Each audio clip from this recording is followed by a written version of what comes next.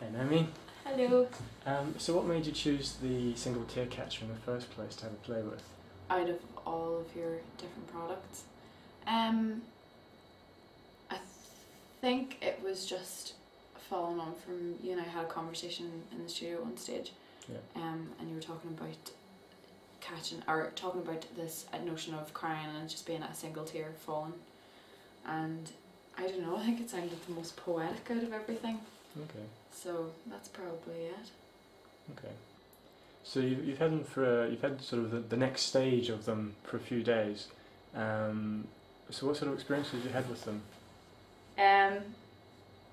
I've had one experience, well, a couple of experiences just having a look at and sort of, playing about with it and stuff.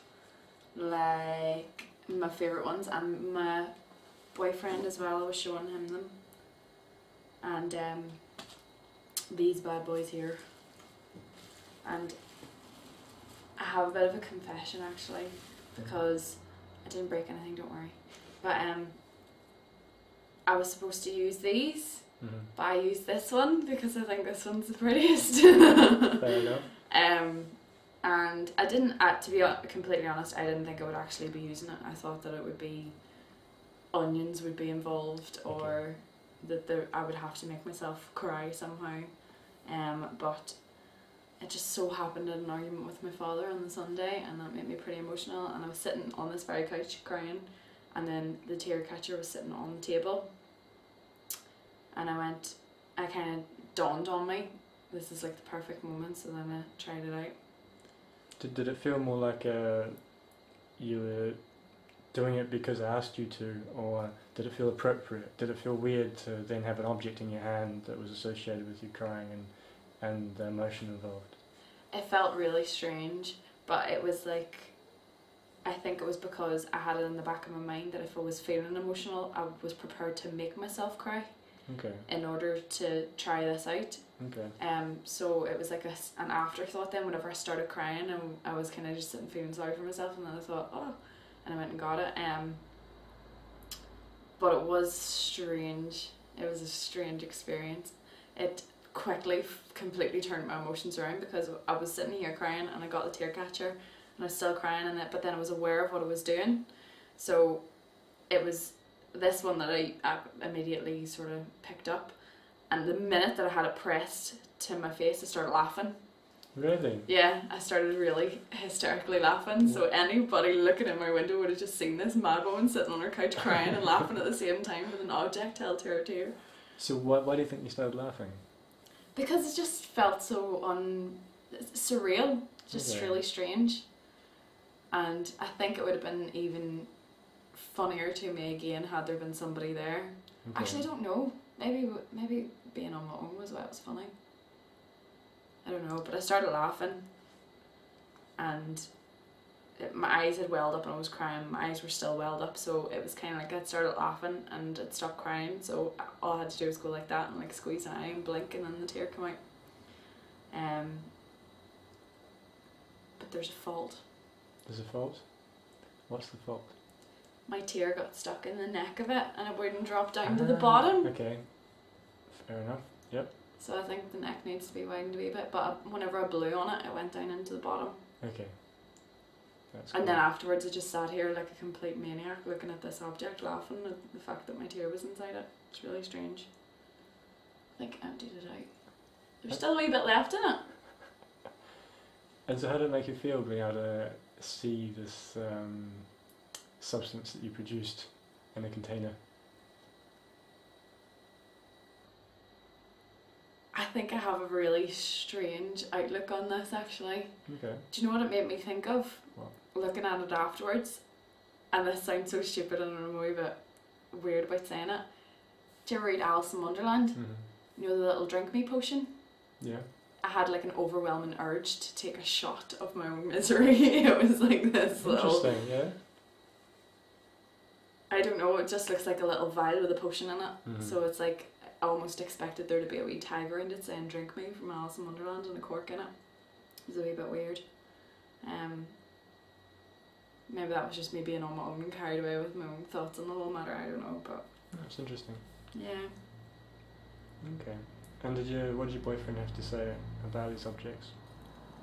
It took me a while to be able to explain the concept to him. And how did you explain it? I just said, well, I told him kind of the history behind it and about the project being about dealing with grief and all that kind of thing, and I was telling him about some of the other projects like the husband stilts and that, and then once I'd explained those, I think he was able to kind of see the background of this a wee bit more. Okay. And definitely upon showing him, he seemed to get it a wee bit more, because I was showing him kind of in order that you had this one and then you had these two, and then figured out what you thought could be wrong with them and then rectified that. Mm-hmm. So I think he was really more interested in the design process rather than the concept of it. Okay. But everybody so far that I've spoken to about it has really liked the handle on this. Okay, yeah, my first one, yeah. And I really like it as well. I think there's something very early medicine about it. But this one's definitely the prettiest. And I don't know why I got this one first, because it was in a case. This was sitting open. Actually go, yeah. So I could easily have lifted one of these, but I don't know why I went for this one. I think it's just because it's my favourite. So it's an attraction to the aesthetics of it. Yeah. Could well be. Either that or because it's got a handle on it. I don't know. That's also easier. Yeah, I mean, that's what I was going to ask you, was the fact that they actually had a handle. Does that actually make it easier? Because potentially you could have picked up one of the other ones and held them in a different way. I think so, because these are a wee bit more fiddly. Mm-hmm. And I don't know, I think it's probably just because they're tinier. With this, it feels a wee bit more like an actual, like an instrument as you're describing it. Mm-hmm. Rather than these do feel definitely a wee bit more like kind of pushing balls. Okay. So you sort of touched on things to change, obviously the width of the neck to allow the tear to go in more easily, potentially the handles and so forth. Is there anything else you would get me to look at from a design point of view? Anything else you wanted to add? Not really, because you can't really get away around this one. It's about that being all glass. Mm-hmm. I think that the aesthetics and that is really strong with, but I don't know. I was really surprised, because whenever the tear fell into it, I was expecting to just go whoop and sit in the bottom of it, and then whenever it got stuck, I was like, ah, I found a flaw. So that's the only thing that I can think of. Okay, and the fact that it was completely round at the top, that made it okay to catch with? Or? Yeah, I think after using this, because it said that one there was my favourite, but I think I preferred that, because I was kind of beforehand thinking about like where the tear would fall from along your lash line, and it was in the corner of my eye.